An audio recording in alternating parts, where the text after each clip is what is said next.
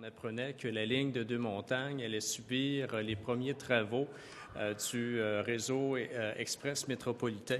Au niveau de la Coalition Avenir Québec, c'est un projet qu'on a appuyé dès le départ. On sait qu'un projet de cette ampleur-là ne se fait pas sans conséquences, mais en même temps, notre préoccupation à ce moment-ci, c'est de limiter les conséquences négatives. Or, au départ, on nous annonçait que les travaux devaient débuter essentiellement dans deux années. C'est les chantiers qui nous avaient été donnés.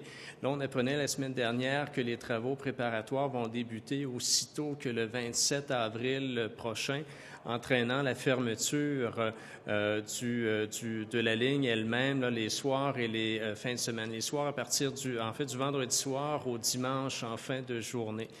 Ça met un petit peu dans l'embarras bien des citoyens qui n'avaient pas vu venir cette éventualité.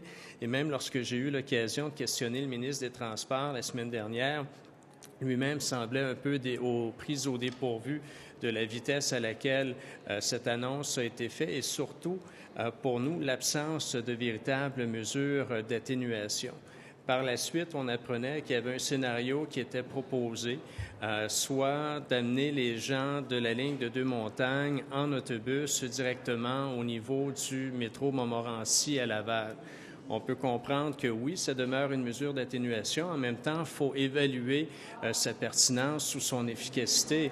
Pour celles et ceux qui connaissent la région, on parle de la ligne de Deux-Montagnes qui est passablement dans l'ouest, au nord-ouest de Montréal. Donc, et là, on parlerait d'amener en autobus les gens sur le côté de Montmorency, métro Montmorency à Laval, qui lui est dans l'est. Donc déjà, un détournement par rapport à la destination qui est assez important est rendu au métro. Par la suite, il y aura des changements de ligne qui seront nécessaires. Bref, on parle d'un temps de déplacement qui sera invariablement beaucoup plus long. Et en matière de transport collectif, c'est simple. On veut un service qui soit efficace. Et pour que les gens le retiennent, il faut que ce service-là soit avantageux par rapport aux véhicules, notamment. Et on a le sentiment de notre côté que la mesure d'atténuation qui est proposée ne rencontre pas ces deux objectifs-là. Et malheureusement, on aura sans doute beaucoup de gens qui n'auront d'autre choix que de retourner vers leur véhicule. Ce qui est heureux, il y a des alternatives et on aura l'occasion dans quelques instants de vous en parler. Cependant, pour s'ouvrir à ces alternatives-là, il faut être ouvert à d'autres modes de transport. Et c'est pour ça qu'au niveau de la Coalition Avenir Québec, au fil des années, on a multiplié les interventions préconisant une plus grande place à l'économie soit de partage, l'économie collaborative, qui sont des formes différentes et qui peuvent s'appliquer très certainement au milieu du transport et qui permettent souvent l'atteinte d'un objectif beaucoup plus facilement. Je vous parlais de l'efficacité, je vous parlais de la fiabilité. Donc, on a quelque chose de pertinent à vous proposer.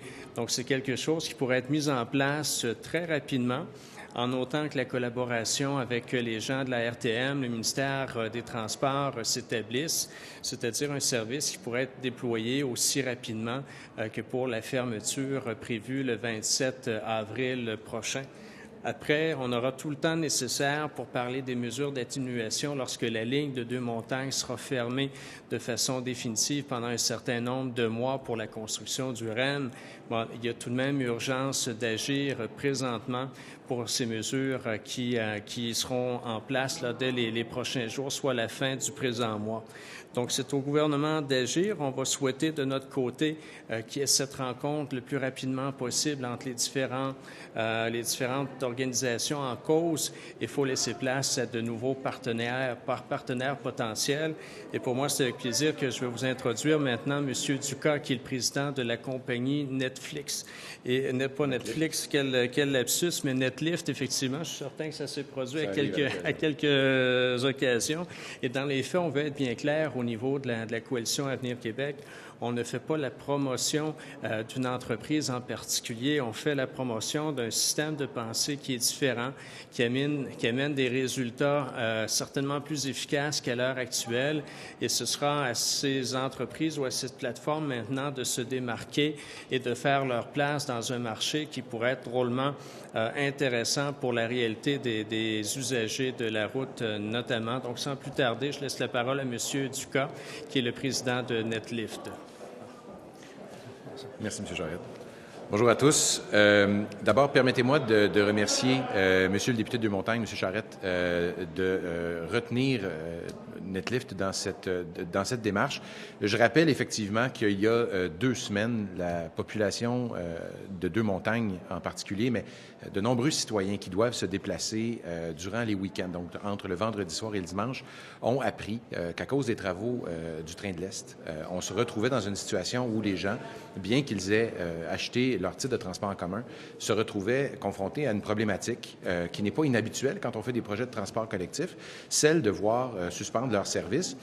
Ça crée évidemment beaucoup d'inquiétudes et en l'espace de quelques jours, j'ai mobilisé mon équipe pour essayer, dans le fond, de proposer une solution alternative et complémentaire à ce que les gens sont en mesure d'attendre de leur service public. La façon dont ça se positionne actuellement n'est pas très compliquée. Ce sont des gens qui travaillent normalement durant le week-end et qui comptent sur le train pour se rendre typiquement entre Deux-Montagnes et le centre de Montréal. C'est un parcours qui prend environ 32-34 minutes pour pouvoir faire ce trajet-là. Or, comme le disait M. Charette, l'alternative proposée crée des perturbations importantes dans l'horaire de travail de ces personnes-là. La proposition qui est soumise n'est pas absolument nouvelle. On travaille là-dessus depuis des années. C'est essentiellement une solution de microtransit qui combine les modes automobiles pour permettre aux gens de ne pas faire de compromis sur la qualité, la vitesse et surtout le prix des déplacements qu'ils doivent faire. Parce qu'on comprend bien ce que vous avez dit, c'est une chose de se retourner vers son automobile, mais ça va impliquer des coûts supplémentaires. Il va falloir se payer du stationnement pour aller travailler, de 20 à 30 $ par jour. Sinon, il va falloir prendre des taxis qui vont encore plus faire monter la facture. On ne peut pas demander à la population de trouver seul, de se dépanner seul.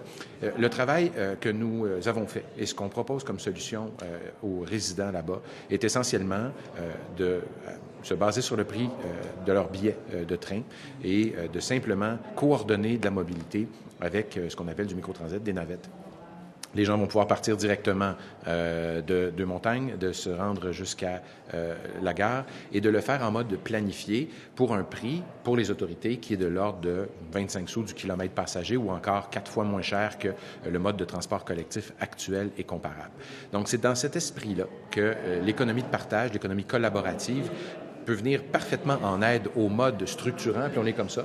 Les modes ferroviaires, les modes lourds sont une épine dorsale de la mobilité du Grand Montréal. Tout le monde le comprend, tout le monde est d'accord avec ça. Il y a des moments et des conditions où on doit faire appel à des nouvelles solutions et c'est la raison pour laquelle on tend la main aux autorités aujourd'hui en leur proposant de valoriser les véhicules qui sont déjà en place, l'inventaire disponible qu'on peut mettre au service de la population pour des mesures temporaires, des mesures de secours et d'avoir le temps par la suite de réfléchir un petit peu à ce que sera les prochains grands travaux. Donc, essentiellement, c'est le but de la proposition aujourd'hui. On tend la main aux autorités et ça nous fait plaisir de collaborer avec vous sur cette question-là. Merci. C'est gentil. Peut-être en terminant, tout simplement mentionner, à travers des mesures de cette nature-là, on atteint les 2 objectifs prévus en matière de transport collectif, c'est-à-dire l'efficacité et aussi la fiabilité d'un service et sans doute à moindre coût. Donc, c'est une option qui est à considérer et peu importe les formules qui seront retenues, dans le cas présent, on doit avoir une solution qui soit applicable dans les tout prochains jours puisque le 27 avril arrive rapidement et c'est ce qui pourrait être possible à travers la mesure proposée aujourd'hui. Donc, merci pour votre attention.